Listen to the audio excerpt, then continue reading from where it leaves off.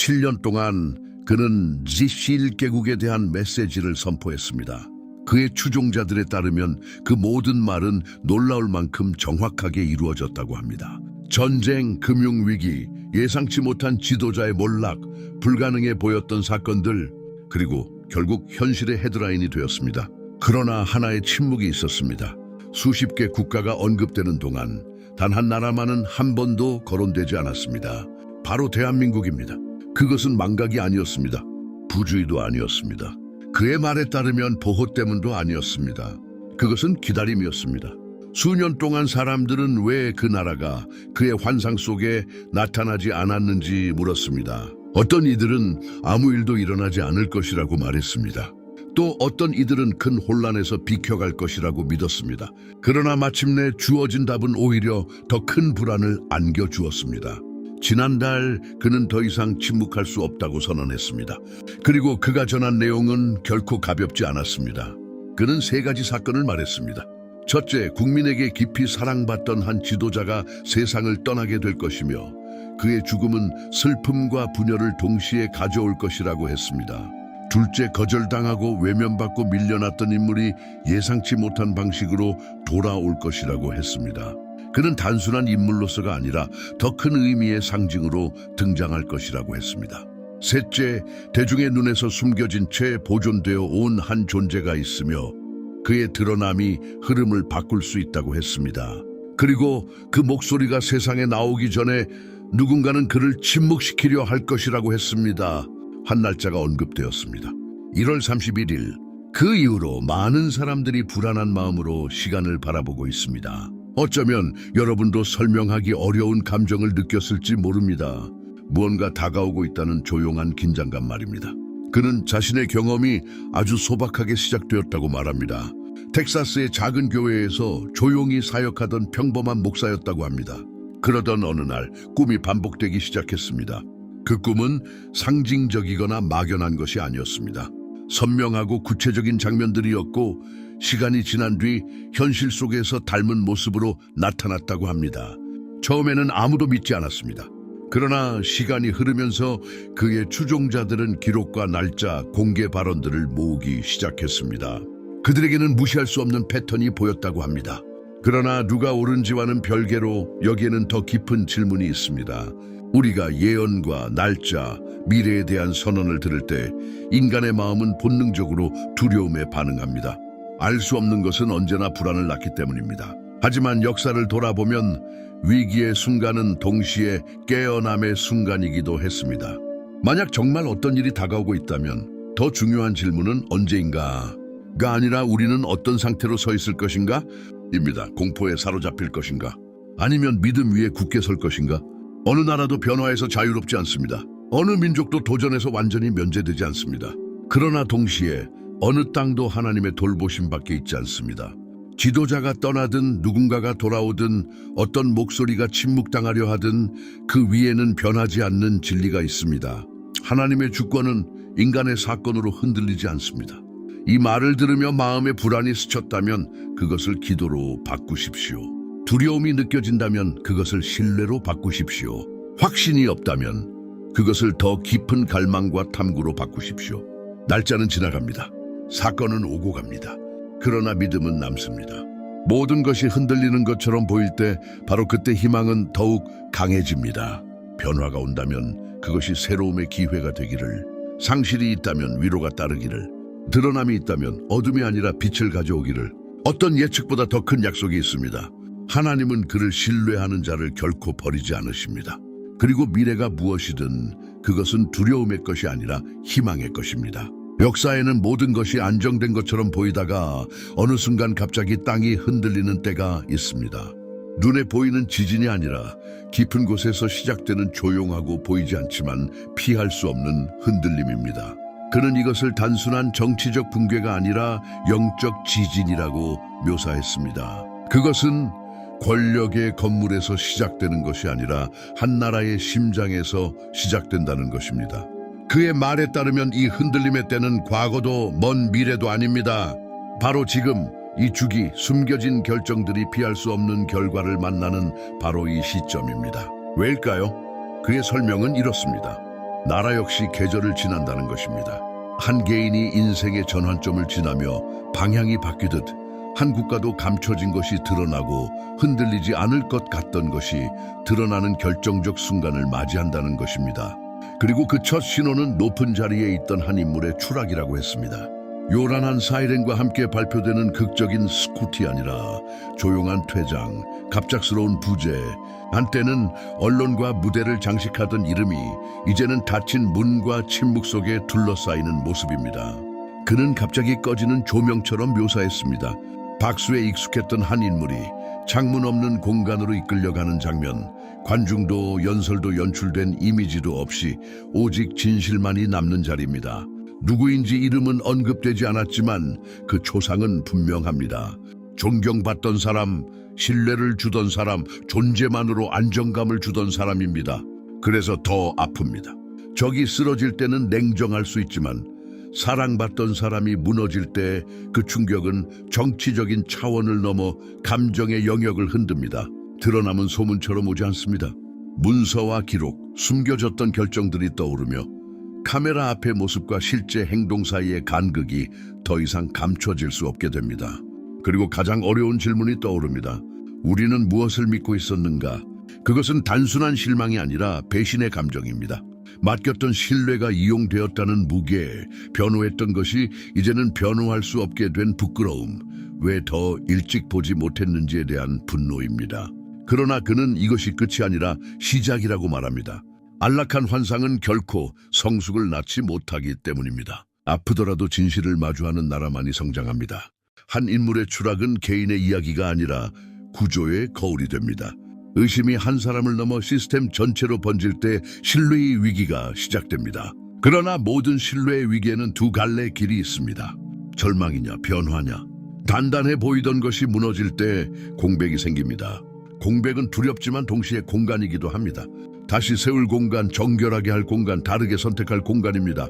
어쩌면 더 놀라운 것은 추락이 아니라 그 다음에 서게 될 인물일지도 모릅니다. 준비된 후계자가 아니라 뻔해 보이던 이름이 아니라 전통적인 각본에 없던 사람일 수 있습니다. 인간의 구조가 흔들릴 때 조작이 아니라 새로움에 필요해서 나오는 길이 열릴 수 있기 때문입니다. 그리고 가장 중요한 사실은 어떤 위기도 하나님의 뜻보다 크지 않다는 것입니다. 성경은 반복해서 보여줍니다. 추락 뒤에 회복이 있고 고통스러운 드러남 뒤에 바로잡힘이 있으며 빛 가운데 드러난 것은 영원히 파괴되는 것이 아니라 정화된다는 것을, 이 말을 들으며 마음이 흔들린다면 그것을 영적 깨어있음으로 바꾸십시오. 두려움이 느껴진다면 기도로 바꾸십시오. 확신이 없다면 분별을 구하는 갈망으로 바꾸십시오. 믿음은 현실을 부정하지 않습니다. 믿음은 현실을 통과합니다. 만약 추락이 있다면 그것이 진실의 시작이 되기를, 드러남이 있다면 회개와 재건으로 이어지기를, 변화가 있다면 더 높은 원칙으로 나아가기를 바랍니다. 어떤 나라도 은혜의 손길 밖에 있지 않으며 어떤 위기의 시간도 하나님의 통제 밖에 있지 않습니다. 지진처럼 보이는 것이 사실은 정렬일 수 있고, 붕괴처럼 보이는 것이 교정일 수 있으며, 끝처럼 보이는 것이 더 정직하고 더 공의롭고 더 진실한 시작일 수 있습니다. 미래는 두려움의 것이 아닙니다. 땅이 흔들려도 굳게 서 있는 자들의 것입니다. 그리고 겉모습이 무너질 때 영원한 것은 여전히 남습니다. 어떤 이야기들은 체제가 지워버리려 한다. 기록에서 이름이 삭제되고 다시는 들리지 않도록 목소리가 침묵 속으로 밀려난다. 그는 그런 이야기 중 하나를 말했다. 한 사람이 공개적으로 폭로되고 조롱당하고 심판받았다. 헤드라인은 그의 실패를 반복했고 사람들은 그의 추락을 비웃었다. 옛 동료들은 사라졌고 한때 영향력이던 것은 고립으로 바뀌었다. 피는 흐르지 않았지만 명예는 공개 처형을 당했다. 그리고 모두가 끝났다고 말했을 때 바로 그 자리에서 무언가가 시작되었다. 그가 전한 비전에 따르면 추락은 언제나 끝이 아니다. 때로는 그것이 용광로다. 교만이 타버리고 환상이 부서지며 정체성이 본질만 남도록 정련되는 자리다.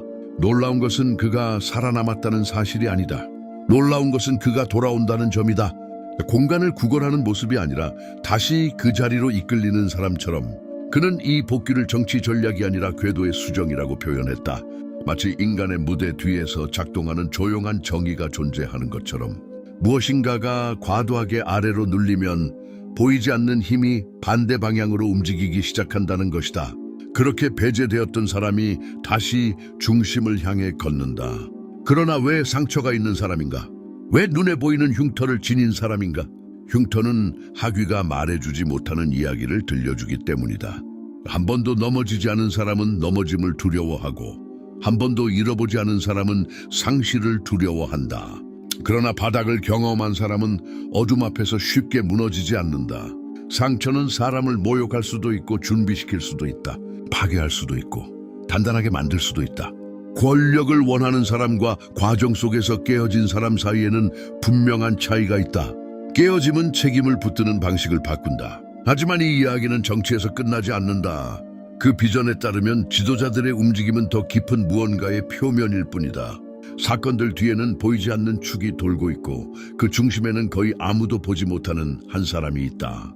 통치자도 아니고 유명인도 아니며 널리 알려진 이름도 아니다. 어쩌면 평범한 동네에서 조용한 일상을 살고 있을지 모른다.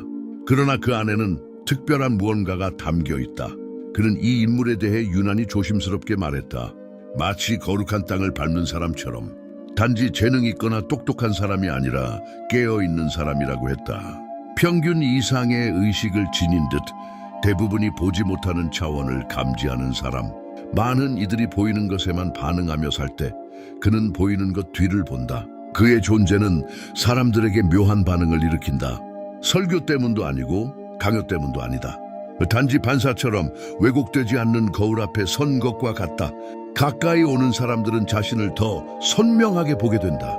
가면이 벗겨지고 억눌렸던 감정이 떠오르며 오래 묻어둔 진실이 직면되기를 요구한다. 어떤 이들은 그 과정에서 치유를 얻지만 어떤 이들은 견디지 못하고 떠난다. 모두가 자신의 진실을 마주할 준비가 되어 있는 것은 아니기 때문이다. 그리고 이 이야기에는 섬세한 긴장이 있다. 강한 영적 빛이 연약한 육체 안에 담겨 있다는 점이다. 빛은 주목을 끈다. 선을 찾는 이들뿐 아니라 빛이 드러내는 것을 두려워하는 이들의 시선도 끌어당긴다. 밝음이 있는 곳에는 그림자가 다가오고 명료함이 있는 곳에는 어둠을 선호하는 힘이 저항한다. 그러나 가장 깊은 진실은 이것이다. 참된 빛은 숨기기 위해 태어나지 않는다. 한동안 무시될 수 있고 과소평가될 수 있으며 심지어 공격받을 수도 있다. 그러나 인간의 손으로 완전히 꺼뜨릴 수는 없다. 이 이야기가 추락과 복귀를 말한다면 동시에 목적을 말한다. 노출과 연약함을 말한다면 동시에 부르심을 말한다. 어쩌면 가장 중요한 질문은 그 사람이 누구인가? 가 아니라 빛이 나타날 때 우리는 그것을 알아볼 준비가 되어 있는가 일 것이다.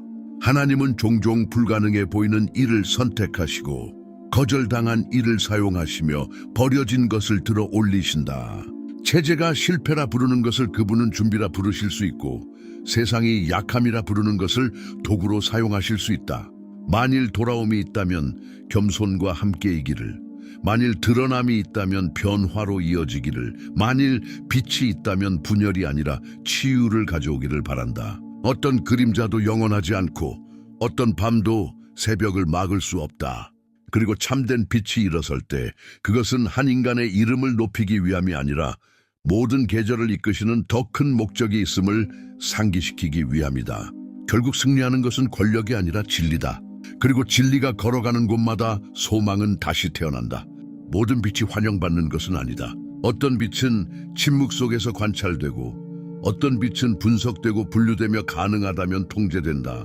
평범함을 넘어서는 존재가 나타날 때, 즉 겉으로 보이는 것 이상을 인식하고 피상적인 감정을 넘어 느끼며 허용된 범위를 넘어 질문하는 사람이 등장할 때 세상은 경외로 반응하기보다 경계로 반응한다. 때로는 두려움으로 반응한다. 브란덴 빅스의 경고에 따르면 가장 큰 위험은 눈에 보이는 공격이 아니라 잘 조직된 구조에서 온다. 위험은 소리치지 않는다. 보고서를 만들고 절차를 세우고 해결책이라는 이름으로 다가온다. 이 빛이 처음 마주하는 시험은 시스템이다. 사람들의 보이지 않는 층을 읽어내고 고백되기 전에 고통을 감지하며 준비된 답을 무너뜨리는 질문을 던지고 쉽게 틀에 맞지 않는 존재를 떠올려보라. 사회는 이해하지 못하는 것을 어떻게 대하는가? 검사하고 측정하고 진단한다. 반드시 악의 때문이 아니라 통제의 필요 때문이다. 규범에 맞지 않는 것은 규범 안으로 조정되어야 한다. 예민함은 장애가 되고 깊이는 일탈이 되며 질문은 반항이 된다. 그렇게 특별했던 것은 점점 좁은 틀 안에 압축된다. 이것은 노골적인 폭력이 아니다. 표준화다. 그리고 종종 돌봄이라는 이름으로 이루어진다. 그러나 두 번째 위험은 더 은밀하고 더 매혹적이다. 어떤 빛이 특별하다고 인식되는 순간 그것은 이용될 수도 있다. 종교기관은 그를 선택된 자라 부를 수 있고 정치 세력은 상징이라 말할 수 있으며 집단은 우리가 기다리던 존재라고 선언할 수 있다. 그리고 그 존재를 칭호와 기대와 의제로 둘러싼다. 하지만 누군가가 깃발이 되는 순간 더 이상 한 사람으로 존재하지 못한다. 도구가 되는 순간 자유를 잃는다. 본질은 기능으로 대체된다. 이것은 육체적 감금이 아니라 목적의 포획이다. 이 경고는 결정적인 시기를 가리킨다. 보호인가 침묵인가 보존인가 왜곡인가의 선택이 집단적 결정에 의해 거의 되돌릴 수 없게 굳어질 수 있는 시간이다. 그리고 질문이 떠오른다. 왜 하필 한국인가? 왜 이 땅이 이렇게 섬세한 사건의 무대가 되는가? 답은 지리보다 기억에 있다. 초래야 도술과 한반도는 침략과 점령, 분단과 전쟁의 역사를 지니고 있다. 정치적 경계로 갈라진 가족들, 압박 속에서 생존을 배운 세대들, 놀라운 경제 성장을 이루기 위해 침묵 속 희생을 감당해야 했던 사람들. 화려한 도시의 불빛 뒤에는 지친 노력의 기록이 있고 경쟁의 열기 뒤에는 실패에 대한 두려움이 있으며 세계적 문화 성공 뒤에는 고통에서 길러진 감정의 깊이가 있다. 그러나 놀라운 점은 그 고통이 단지 견뎌진 것이 아니라 변형되었다는 사실이다. 노래는 국경을 넘어 울려 퍼졌고 상실과 희망을 다룬 이야기는 세계의 마음을 움직였으며 눈물은 예술이 되었다. 아픔이 끝이 아니라 재료가 된 땅, 저항을 겪은 곳에서 새로운 의식이 싹트는 것은 이상하지 않다. 그러나 이것은 한 나라만의 이야기가 아니다. 만약 지켜야 할 빛이 있다면 그 책임은 지역적이 아니라 인간적이다. 우리는 무엇을 할 수 있는가? 이름도 얼굴도 모를 수 있다. 그러나 중요한 것은 특정 인물을 아는 것이 아니라 빛이 꺼지지 않는 환경을 만드는 것이다. 보호는 의도에서 시작된다. 진심 어린 생각은 태도를 만들고 많은 이들이 판단 대신 보호를, 낙인 대신 이해를, 침묵 대신 경청을 선택할 때 보이지 않는 장이 형성된다. 의식의 장이다. 당신은 그 사람을 만나지 못할 수도 있다. 그러나 주변에서 비슷한 아이를 만날 수는 있다. 질문이 많은 아이, 감정이 깊은 아이, 준비된 답을 그대로 받아들이지 않는 아이, 또래보다 성숙해 보이는 아이. 즉시 고치려 하지 말고 들어라. 분류하려 하지 말고 이해하라. 축소하려 하지 말고 보호하라. 오늘 이상해 보이는 것이 내일을 여는 열쇠일 수 있다. 그리고 마지막으로 기억해야 할 진실이 있다. 아는 것은 책임을 동반한다. 소중한 가능성을 인식한 이상 무관심을 가장할 수 없다. 지지하든 외면하든 조롱하든 보호하든 모든 선택은 우리가 만들 세상의 방향을 결정한다. 그러나 이것은 두려움의 메시지가 아니다. 믿음의 메시지다. 어떤 빛도 우연히 태어나지 않는다는 믿음, 목적을 지닌 것은 또한 보호를 지닌다는 믿음, 시스템과 압력 속에서도 진실은 길을 찾는다는 믿음이다. 위험이 있다면 사랑의 경계가 함께 있기를, 침묵시키려는 시도가 있다면 집단적 용기가 일어나기를, 연약한 빛이 있다면 깨어있는 의식들에 둘러싸이기를 바란다. 평범한 사람들이 선한 것을 지키기로 선택할 때 미래는 방향을 바꾼다. 결국 승리하는 것은 통제가 아니라 희망에 의해 지탱되는 진리다. 그리고 믿음 안에 간직된 희망이 있는 곳에서는 어떤 빛도 영원히 사라지지 않는다. 이것은 두려움을 조성하기 위한 경고가 아닙니다. 이것은 깨어나라는 부르심입니다. 역사 속에는 우리가 어느 편에 설 것인지 선택하도록 초대받는 순간들이 존재합니다. 유명 인사로서가 아닙니다. 정치 지도자로서도 아닙니다. 더 큰 무언가가 움직이고 있음을 감지하고 무관심으로 남지 않기로 결단하는 깨어있는 의식으로서입니다. 어쩌면 지금이 바로 그런 순간일지도 모릅니다. 멀리서 지켜보기 위해서가 아니라 직접 참여하기 위해서입니다. 공포로 반응하기 위해서가 아니라 책임감으로 응답하기 위해서입니다. 분명히 말해야 할 것이 있습니다. 당신은 우연히 여기 있는 것이 아닙니다. 이 주제가 당신 안의 호기심이나 설명하기 어려운 울림, 혹은 어떤 인식을 일으켰다면 그것은 이미 의미가 있습니다. 그래서 묻고 싶습니다. 최근에 평소보다 더 선명한 꿈을 꾸셨습니까? 무시할 수 없을 만큼 강한 직감을 느끼셨습니까? 마치 메시지처럼 느껴지는 놀라운 우연을 경험하셨습니까? 우리는 종종 이런 경험을 단순한 상상으로 치부합니다. 그러나 그것이 더 큰 무언가의 조각이라면 어떨까요? 당신이 겪은 일이 고립된 사건이 아니라 여러 삶 속에서 동시에 일어나고 있는 조용한 움직임의 일부라면 어떨까요? 당신의 경험을 나누어 주십시오. 당신이 작다고 여긴 이야기가 다른 이들이 자신이 겪는 일을 이해하도록 돕는 결정적인 퍼즐 조각이 될 수 있습니다. 전환의 시대를 이해하려는 과정에서 진실한 인식은 결코 사소하지 않습니다. 여기에서 전해진 내용은 미래에 대한 확정 판결이 아닙니다. 어떤 운명을 강요하려는 것도 아닙니다. 이것은 가능성에 대한 영적 성찰입니다. 우리의 집단적 의식에 따라 열리거나 닫힐 수 있는 길들에 대한 이야기입니다. 예언은 감옥이 아닙니다. 잠재력입니다. 미래는 돌에 새겨진 고정된 선이 아닙니다. 그것은 우리의 선택과 태도, 입장에 의해 형성됩니다. 우리가 생각을 바꾸면 우리가 향하는 방향도 달라집니다. 만약 우리 앞에 결정적인 순간이 놓여 있다면 동시에 선한 것을 지키고 진실한 것을 강화하며 의도를 가지고 행동할 수 있는 특별한 기회도 주어진 것입니다. 이 영상이 불안을 낳지 않고 분별력을 낳기를 바랍니다. 두려움이 아니라 통찰을, 분열이 아니라 책임을 남기기를 바랍니다. 이 메시지가 당신의 마음에 닿았다면 같은 질문을 품고 있는 누군가와 나누어 주십시오. 계속 지켜보십시오. 깨어 있으십시오. 민감함을 잃지 마십시오. 믿음이란 모든 것이 이미 정해져 있다고 믿는 것이 아닙니다. 우리의 선택이 중요하다고 믿는 것입니다. 의식과 용기에 의해 붙들린 빛은 가장 복잡한 상황 속에서도 길을 찾는다는 것을 신뢰하는 것입니다. 만약 우리가 정말 역사적인 시간 앞에 서 있다면 침묵하는 관찰자가 아니라 지키고 돌보며 소망 가운데 기다리기를 선택한 사람들로 기억되기를 바랍니다. 미래는 아직 쓰여지고 있습니다. 그리고 그 안에는 믿음이 자리할 공간이 있습니다.